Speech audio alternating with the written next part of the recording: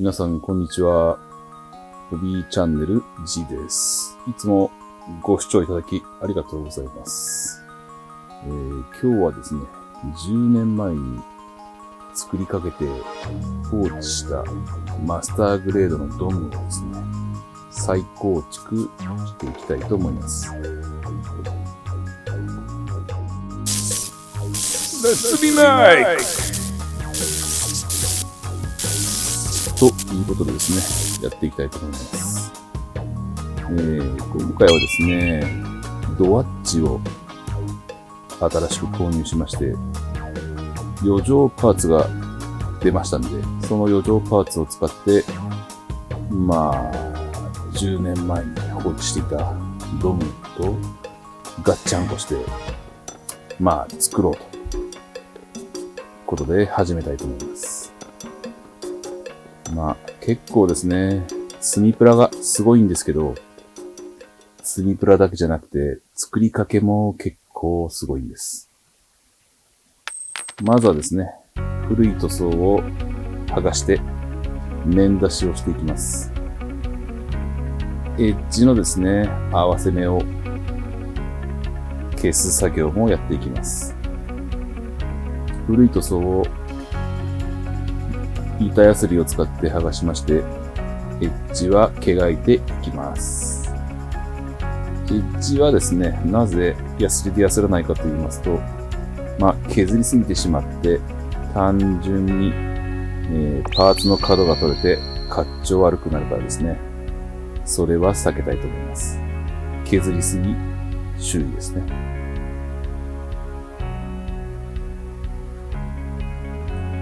意外とですね、この毛がく行為がですね、内側を忘れやすいので、忘れずにやっていきます。カッターで毛がいてもいけるんですけど、カッターだと結構削りすぎちゃったりしますので、要注意です。他のパーツもどんどん毛がいていきます。基本的にはこのヤスリ掛けの作業が、皆さんもご存知の通り、プラモデルを作るときにですね、結構長い時間かかってやっていきますが、あんまり頑張りすぎるとですね、腱鞘炎になりますので、気をつけてください。10年間ですね、ほったらかしでしたので、パーツが結構固着してしまってますんで、外すときにですね、無理にやるとバキッといきますので、ピンセットなので、間に圧力をかけて丁寧に剥がしていきます。合わせ目がですね、結構段差ができてますね。比較的古いので初期ロットに近いはずなんですが、それでもですね、引けがあったり段差があったりします。そこはですね、丁寧にヤスリがけしていきます。細い部分はヤスリが当然入りませんので、カッターなどで毛がいて合わせ目を消していきます。なかなかですね、合わせ目を消す作業が大変でして、全部のパーツをやると、3日程度かかりますかね。本職の人は大変だと思います。締め切りがありますんでね。僕みたいにアマチュアでも結構大変な思いしてますんで、ヤスリ掛けは大変ですね。でもこれが終わった時にかっちょいいガンプラができると思うと頑張ってやりたくなります。腱鞘炎にならない程度に頑張るのはなかなか難しいかもしれません。頑張りすぎちゃって腱鞘炎になると仕事に支障が出ますんで、そこは避けたいところです。合わせ目を残す場合は段落ちモードにします。あとは基本的に、合わせ目はバッチリ消していきます。削りすぎるとエッジが取れてしまいますので、エッジを残したまんまいい塩梅で削っていきます。この段落ちモードですが、結構ですね、段落ち部分をきれいに見せるのって難しくないですかね。なかなか、道具の使い方って難しいですよね。プロの方はどうやってやってるのか気になりますね。まあ、いい方法があったらぜひ教えてください。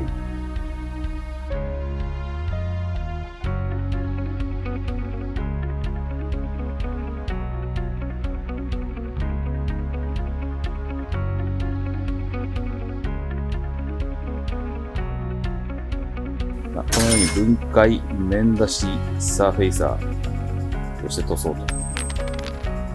順に、やっていきます。まあ、ひとしきりですね。ヤスリ掛けが終わりましたら、サーフェイサーを拭いていきます。うちはですね、まあ、ベランダだったり外で塗装してます。家の中でやるとですね、まあ、匂いがかなり気になります。それと家族から不評ですね。ということで、まあ、天候に左右されやすいんですが、まあ、お外で塗装ということですね。まあ、湿気の多い時期ですね。結構結露して、まあ、エアブラシ、コンプレッサーの中ですね。水が溜まったりして、それが悪さしたりしますが、水のですね、水はけというか、水玉が出ないようにするにはどうしたらいいか、ちょっといい方法があったらぜひ教えてください。ひとしきりですね、サーフェイサーの作業が進んできたらですね、一度仮組みをして筋彫りの位置を確認します。パーツをね、組んだりばらしたりしますので、まあ、パーツを折らないようにですね、慎重にやっていきます。慎重にやっててもですね、バキッといくときはありますね。まあ、それはもう仕方がないことですので、まあ、うまく修理しながらやっていきます。筋彫りですが、直線は比較的、作りやすいんですが、やっ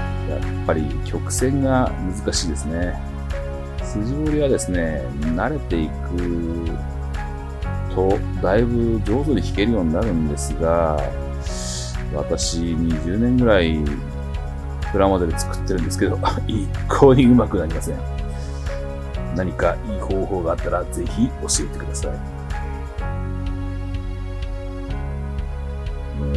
ガンプラあるあるなんですが、まあ左と右両方同じようにラインを引かなくてはいけませんね。片一方に特化して勢いでやってしまうと、反対側も同じように引くというのがかなり困難になります。デバイダーなどを使って同じような長さに揃えるんですが、それでもやっぱりずれたりすることが多いので、なかなか難しいですね。筋彫り堂さんのタガネを最近買えないという話がよく出ています。私は10年ぐらい前に買ったものを使っています。刃が折れたり削れたりという話をよく聞きますが、そんなに刃が削れたりするほど筋彫りやってるのでしょうか？私みたいに月1ペースぐらいの作業ですと、タガネはなかなか減らないんですけれども、これが減ってしまうというのは、どれだけの作業量なのでしょうか。ちょっと想像がつきません。このようにですね、新しいパーツも面出ししていきます。曲線がですね、結構難しいんですが、まずは板ヤスリで、直線的にかけていきます。で、曲がったところはですね、スポンジヤスリを使って丁寧にかけていくんですが、スポンジヤスリを多用しすぎるとモールドが削れてしまいますので注意が必要です。600番で仕上げていきます。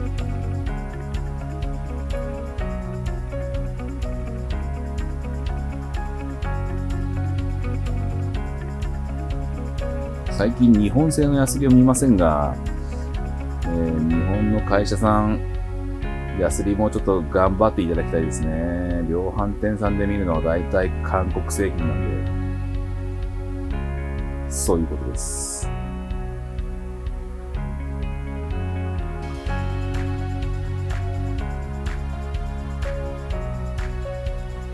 パーツをですね、合わせてみて、筋彫りがピタッとマッチしているかどうか確認しています。筋彫りがちょっとでもずれるとですね、結構かっこ悪くなってしまいますので、注意が必要です。とはいえ、アマチュアの趣味の世界なので、何でもありっちゃ何でもありです。曲線はやっぱり難しくてですね、筋彫りが曲がってしまいます。曲がった場合は、瞬間接着剤で埋めて筋を引き直しますが、2回3回と失敗するとちょっと取り返しがつかないような状況になります。そういう場合は筋の位置を根本的に変えて引き直します。マスターグレードのドムの肩はですね、パーツが潰れていますので、ここはオリジナルに近い状態で R をつけたいと思います。以前ですね、B クラブさんの方でガレージキットで肩のパーツだけ売ってたことがありますが、そんなものはですね、当然手に入れられませんので、自分で自作するしかないと思います。当時から言われていますが、マスターグレードのドムはですね、もともと作りがすごく良いので、評判の高いキットでした。リニューアルのパーツをですね、変えるとですね、またさらにぐっとオリジナルのドムに近くなると思います。かなり、かっこいいですね。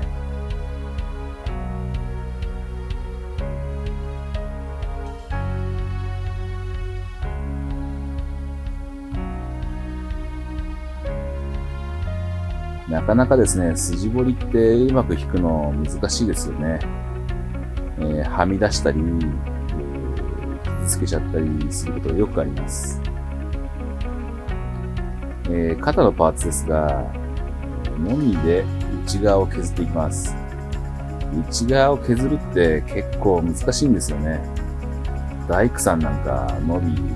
使い慣れてるでしょうけど、どうなんですかね、大工さんに削ってもらったら、綺麗に削ってもらったりできるんでしょうか。手先が器用な方、たくさんおられると思いますが、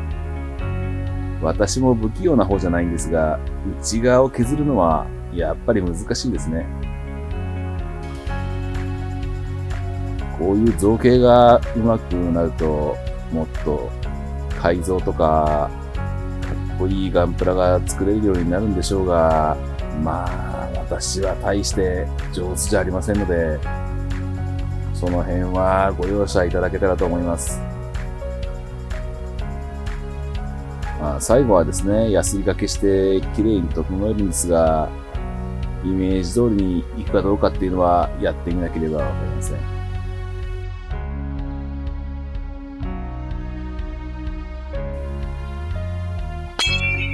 塗装の前にですね、一度パーツをまたばらします。ばらして、組んでばらしてみたいなことをやってますんで、だんだんパーツが緩くなると思いきや、そうでもなかったりしますね。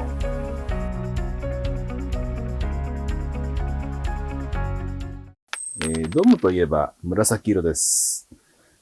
最近は紫色がたくさん出ていまして、非常に助かります。以前はですね、青と赤を混ぜて紫を作っておりました。塗装の途中で塗装がなくなってしまうと、全く同じ色を作るのが困難ということで、全部塗り直したり、そういうことがありました。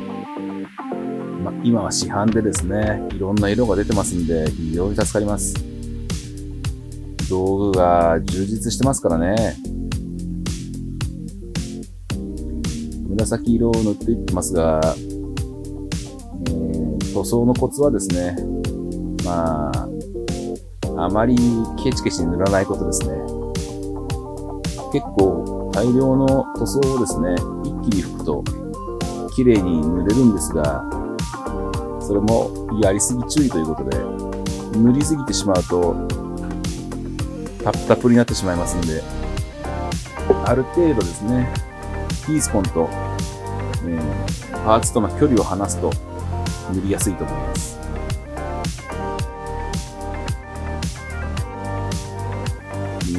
マスターグレードのドムですが、やはりこのごつい手がかっこいいなと思います。リニューアルしたドムの手はですね、ちょっと小さいかな。手が小さすぎると、やっぱりかっこよくないですからね。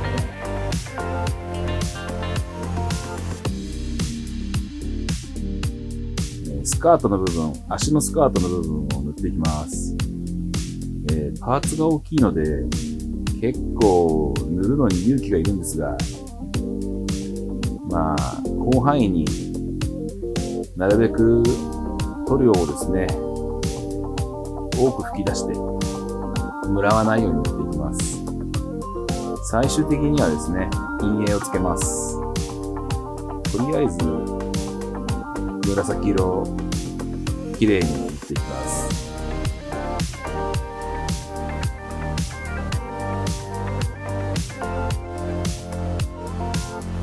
ちょっとですね、紫色の確認のために、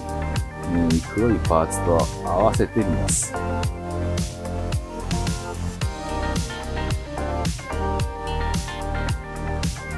紫色って難しいですよね。赤系の紫色もあれば、青系の紫色もあります。まあ自分のイメージで色を塗っていくんですが、まあガンプラは自由ですから、その辺は個人の趣味でいいと思うんですけどね。墨流しをやっていきます。僕はタミヤのエナメルカラー墨流し用のマットブラックを使っています。だいたい墨流しはこれマットブラック一択でやっています。まあモデルによっては白いガンダムだったりすると黒がきつすぎる時があります。そういう時はグレーだったりブラウンを使ったりします。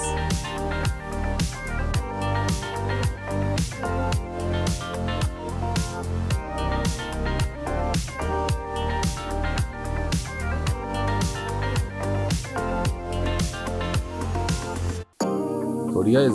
一通り墨流しをやっていきます。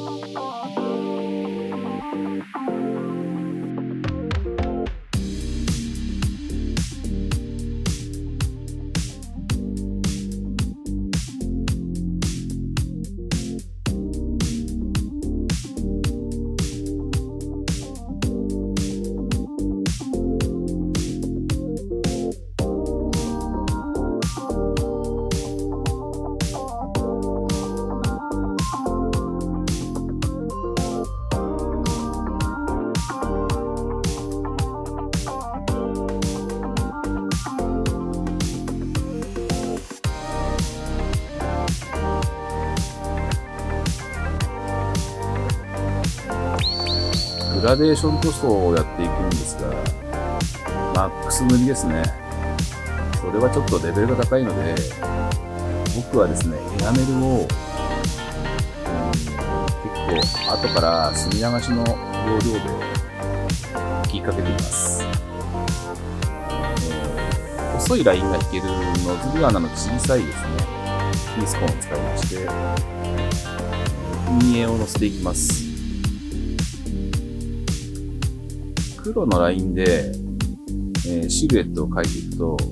結構それなりに見れますね。特にですね、内側のモールドだったり影になる部分を優しく、シルエットを描いていってあげると、雰囲気がとても良くなります。ただしですね、乾いた後にでもですね、触ると塗装が取れてきちゃいますので、表面のコーティングが最終的に必要になります。筋彫りの墨流しが終わった後にですね、この筋彫りに合わせて陰影を描いてあげるととても雰囲気がいいと思いますね。グラデーション塗装みたいな感じに見えます。失敗したらですね、エナメルのスネーキで、拭いてあげれば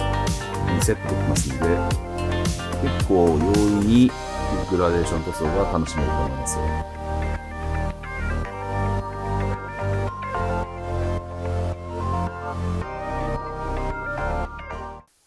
デカールを貼っていきます。デカールはですね、余白の部分ですね、透明な部分が多い場合は、ギリギリをですね、ハサミでカットして使ってます。そうすることで、透明な余白の部分がですね、少ない方がよりリアル感が増しますので、そうやって作業してます。このデカールはですね、ちょっとシワが入ってしまってまして、こうなっちゃうと結構貼るの難しいんですけど、マークソフターだったり、デカール糊を使って綿棒で伸ばして丁寧に貼っていきます。黒いパーツに白いデカールは結構ですね、透けちゃったりするんですが、なるべくですね、透けないようなデカールをチョイスしたいんですが、貼ってみないとわかりませんので、デカール糊を使用します。タミヤさんから出ている軟化剤のデカール糊を使ってます。なんだかんだ言ってですね、そういう周辺アイテムはですね、タミヤさんが秀逸だと思ってます。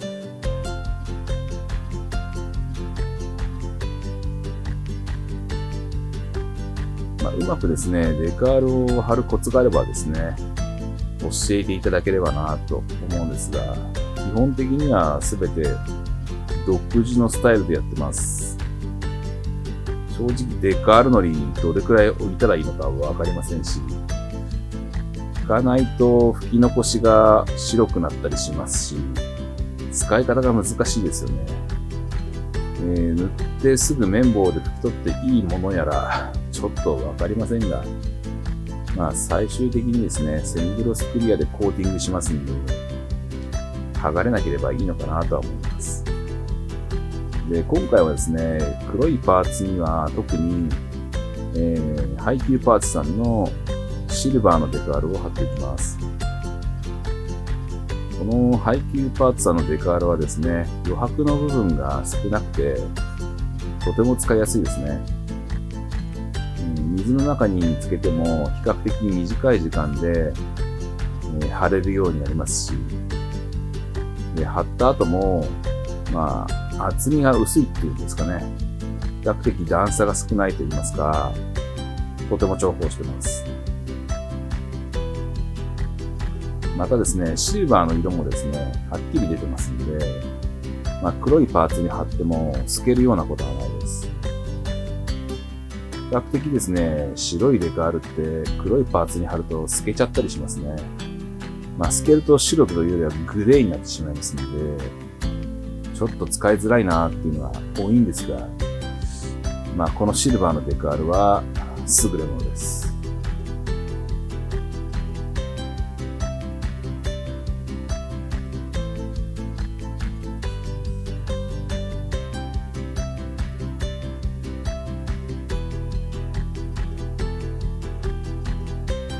デカールを貼るのって難しいですよね。場所によってはかっこ悪くなっちゃうし、かなりセンスが問われると思います。どんなデカールを貼るか、結構その人のセンスが出ますよね。デカール貼りが上手な人ってうまくモデリングできるんですよね。ちなみに僕はデカール貼りが下手くそなんで、なんかいい方法があったら教えてください。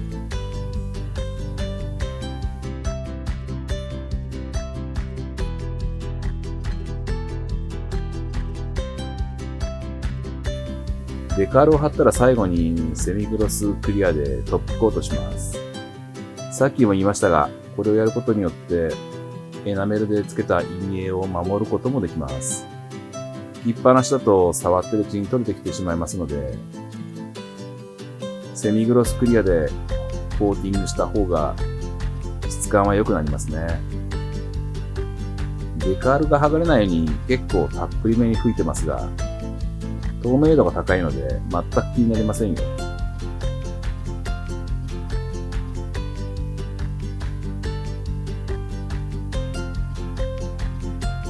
ガイアカラーのこのセミグロスクリアはとてもいいですね。かなりお気に入りです。ぜひ使ってみてください。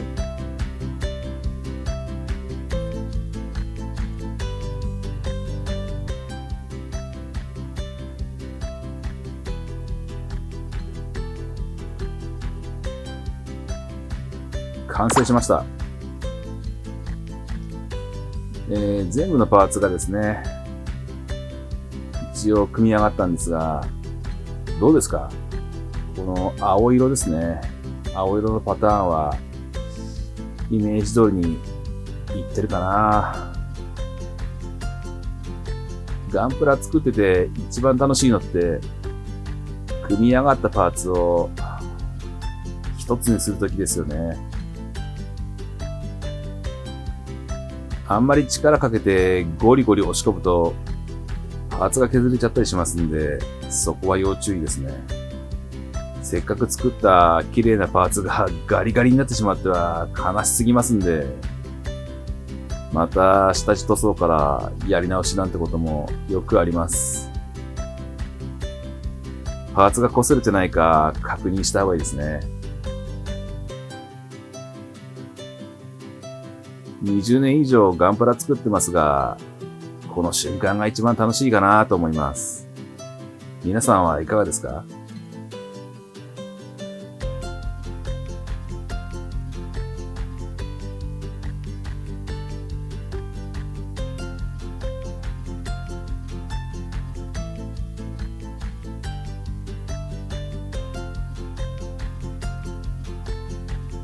エナメル塗装で付けた陰影いかがでしょうか？結構ぼかし塗装みたいに見えますよね。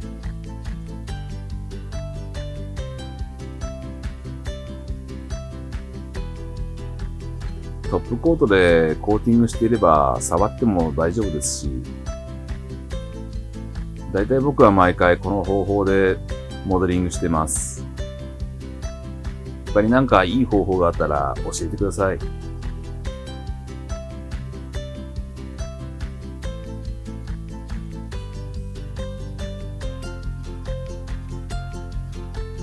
実はカメラで撮影しながらモデリングするのってあんまり経験がないんで、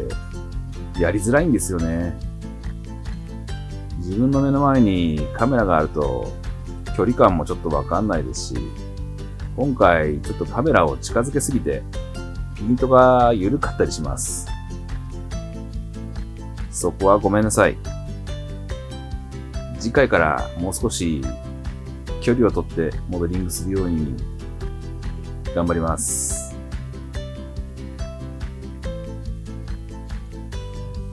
ピンと来てないですけどね。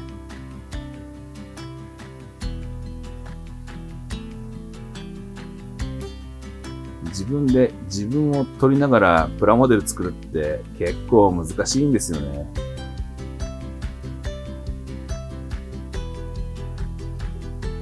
距離感もわからないですし、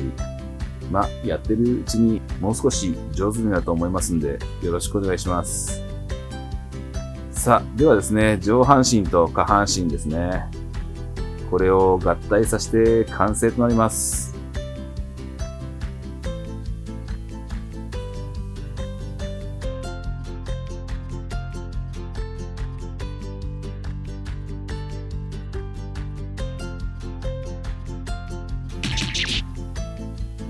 やりました。ありがとうございます。このドーム作るのに10年かかりました。なかなか忙しい日々の中でガンプラを作る時間ってなかったりします。でも完成すると嬉しいですよね。次は何作ろうかななんて考えちゃいますよね。紫色も僕のイメージ通りにいったので、今回のドームは結構お気に入りです。いや、なんでしょう、この達成感。完成した時ってすごく嬉しいですよね。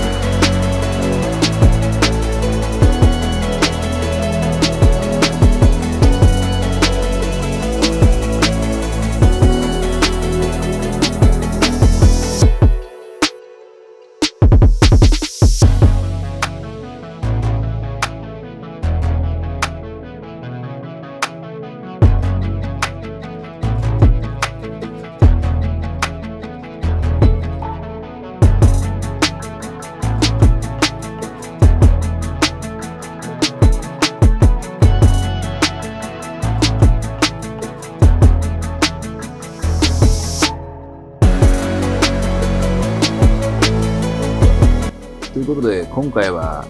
10年間放置していたドームを掘り起こしてリメイクしてみました。いかがだったでしょうか。うちにはまだまだ30体ぐらいの放置プレイの作りかけがゴロゴロしています。一つずつ新しくリニューアルさせて作っていきたいと思いますので、ぜひよろしくお願いします。ではまた次の動画でお会いしましょう。ありがとうございました。